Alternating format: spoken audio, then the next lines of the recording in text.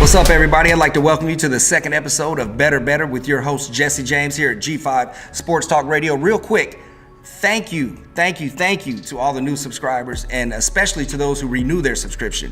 It means a lot to us here, man. Sports betting's a lifestyle, and it can be lucrative with the right people in your corner. With that being said, I'm going to get into the weekly breakdown. We had a lot of great games we took this week, starting with Wednesday. Bucks in the under. Let me tell you something. I don't like anything more than hitting a two-team parlay, but it's hard when you're betting big money, right? So what I like to do is take whatever side I like more, or the over and under, and put a lot more money on that. So I took the Bucks for 220, and I took the under for 110. Then I parlayed them both for 50. So that was a great day on Wednesday. Thursday, right? Warriors in the over. I thought that game was for sure going over. Everything said over. All my numbers said over. Every breakdown and every expert that I talked to had that game going over. So that was just a bad loss. But the Warriors did cover, so we pushed that day. We 1-1. Friday, the Raptors. Let's talk about the Raptors. Wow. I thought they had this game on lock. They did not. They lost. That being said, we followed up Saturday with the Warriors win. We just went really big on the Warriors. No overs, no unders, because it was a solid bet. It was a play. So Sunday, when the Raptors bounced back, that was a crazy one. That went into 2 overtimes, and I didn't like the way that they were coached or the way they were playing in that last 3 minutes, because they were up by a significant amount, and they were playing like they were in overtime. And I think that's why it wound up going to overtime. But Monday, the end of the week, when we wrap it up and we do the show here, Monday is the last play of the week. So I always like when we nail the last play of the week. Had the Blazers at plus 2.5. Did we squeak that one by or what?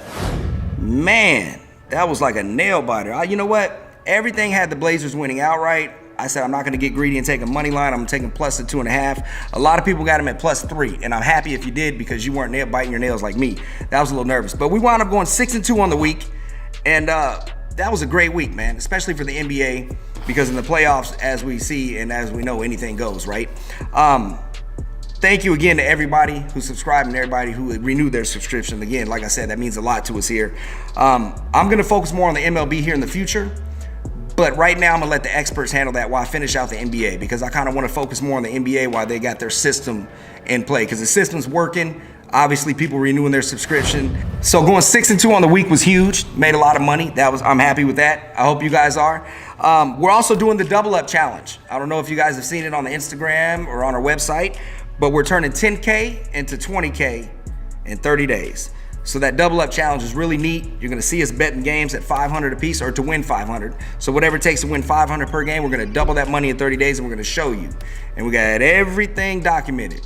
So that's gonna be kind of neat to show you guys how we're doing that. That double up could be anything too. I mean, even though we're doing 10K to 20K, don't matter if you're taking 100 to make it 200. Either way it goes, still profit, right? With that being said, we got a great show today. Stay tuned and become a better, bro.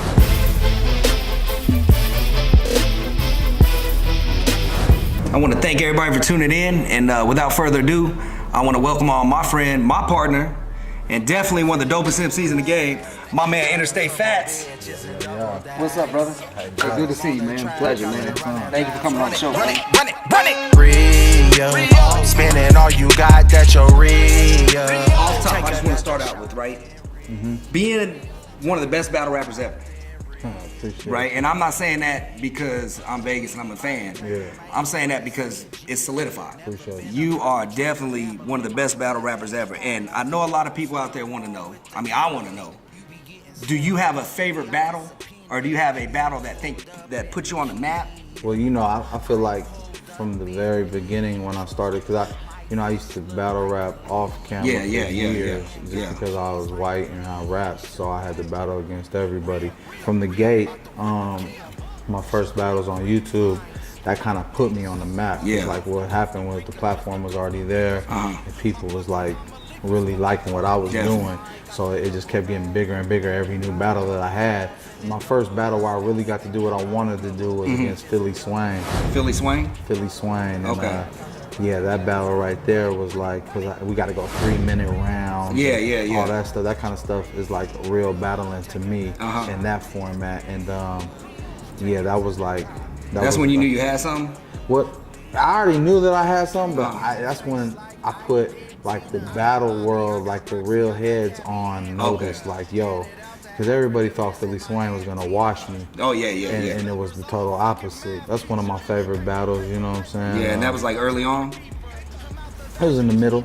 It was in the middle. I had already been battling. Like I had battled my Trigger battle. I battled Nove 3 times by then. But what happened was I was just battling cats who were out here.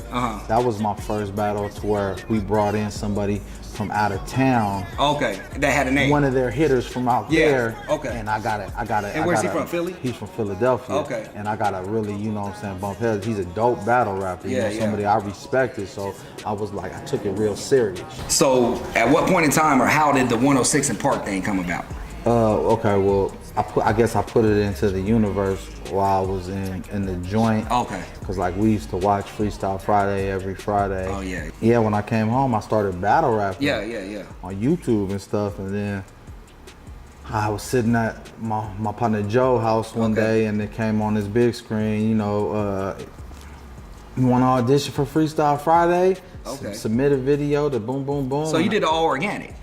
Yeah, I just went Oh, you on sent there. it in? That's crazy. I just submitted, and they sent me a thing like, yo, tryouts or auditions are gonna be in Washington D.C. on this date, and I went out there to auditions, and it was like 300 rappers, you know what I'm saying, and I just went crazy. I went in there, and when it was my turn to go, I just went crazy, and then blew them away. They was like really rocking with me, so it was a dope opportunity to be able to go on 106 and Park, and especially to go on there and have success and actually get to the finals and all that. Man, I'll tell you, it was a big thing because I just wanted to go on there so my partners in prison could see me and be like, yeah, he said he was gonna get up there. I'm gonna tell you, main thing, and anybody from Vegas will probably say the same thing, man. It was a huge step in the music world. It was like, oh my God, Vegas is about to be put on the map. Right. It's about to go down. Right. But then, I think Ruger Rico went on there as well.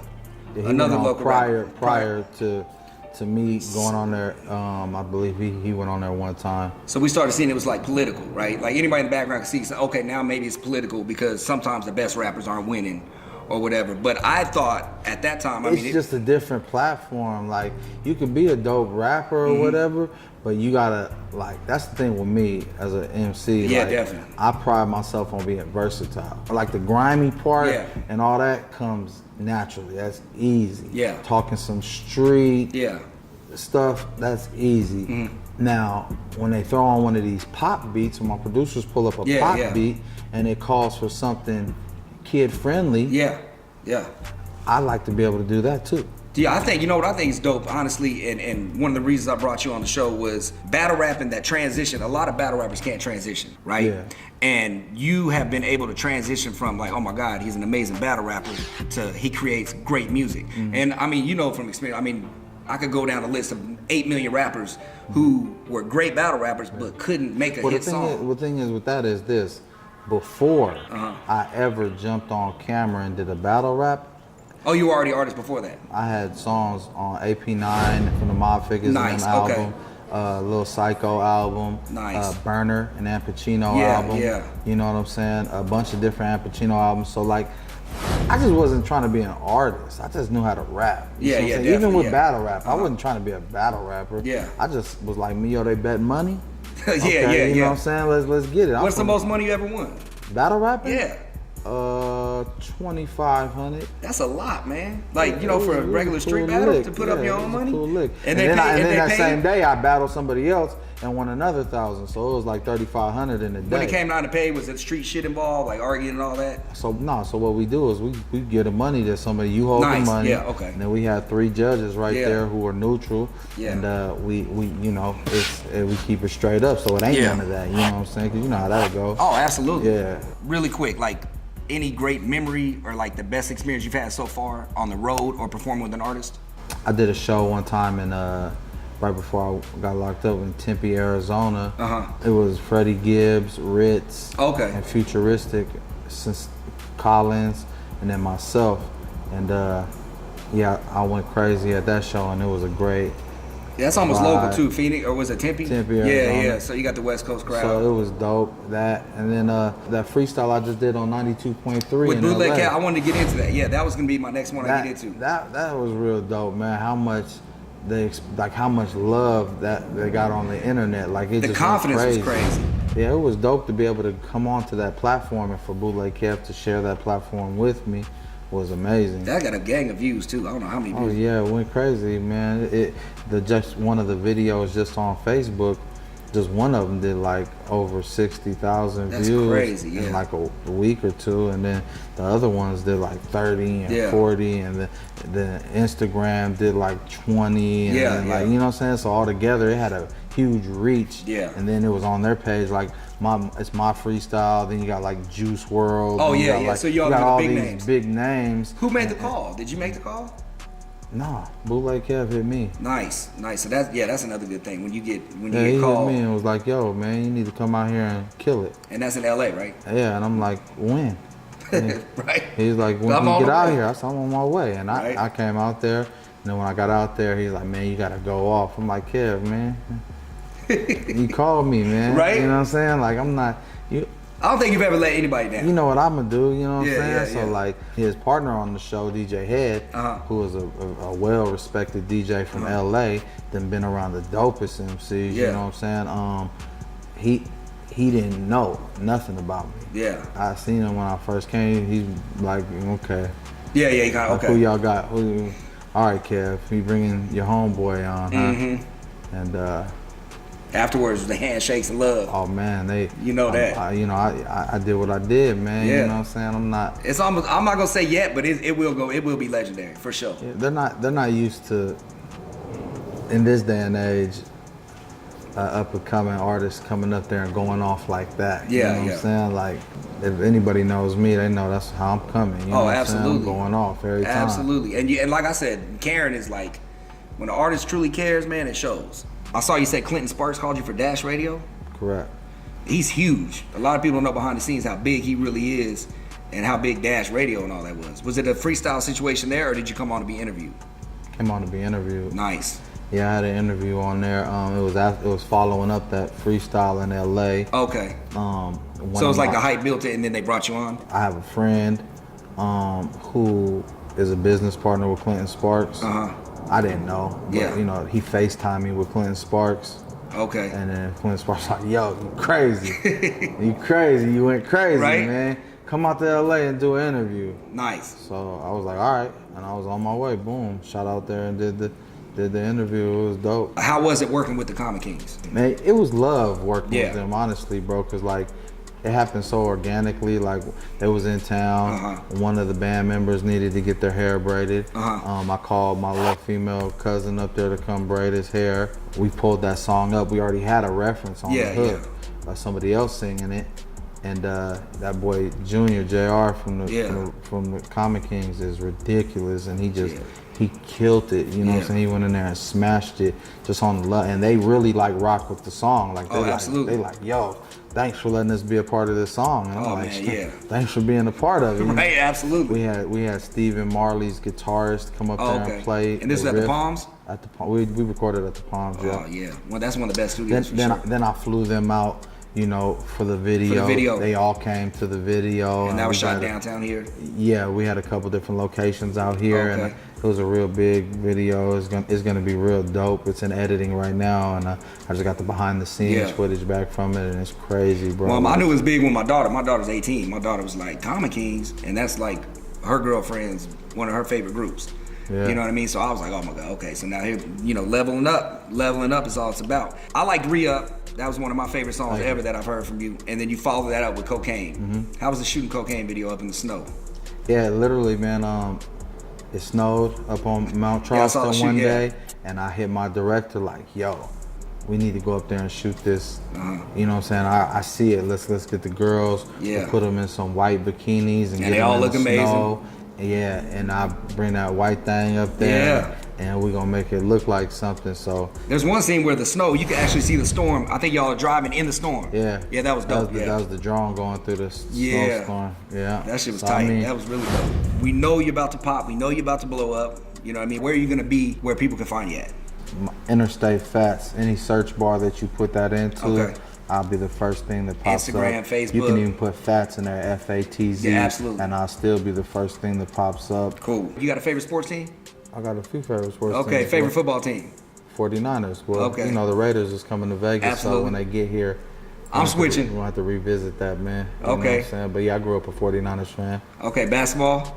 Chicago Bulls. Okay, all right, and that's from back in the day with Mike and everybody? Of course. All right. When you sports bet, is there a team that you always follow, that you always like to bet on? You know, I'm from Vegas, so we don't really bet with our hearts. Yeah. You know what I'm saying? We just, but I'm going to be honest with you, you know, my team is Ohio State Buckeyes in college football. Yeah, absolutely. And they're always a great bet for me. You know what I'm saying? They usually cover, or if I can get them at underdogs, I love to play money line on Ohio State. Anytime I see them as an underdog, I'm going money line with them because, you know, anything can happen with them, you know. So I end every segment with something called Finish This Line, right? So we're going to start it off with this one. Do it. Right now, Interstate Fatz is listening to blank in his car. Griselda, Conway the Machine. Okay. I stay inspired by MCs to be talking that talk. You know what I'm saying? So lyricism. He's one of them. I got up on him and I was listening. I'm like, oh yeah, he barking. You know what I'm saying? All right. So, All right, next one. I can't stand when people blank. man, I love people, man. That's probably the best answer. I love people. All right, man. but we'll get into this last one, right? In 2 years from today, Interstate Fatz will be blessed.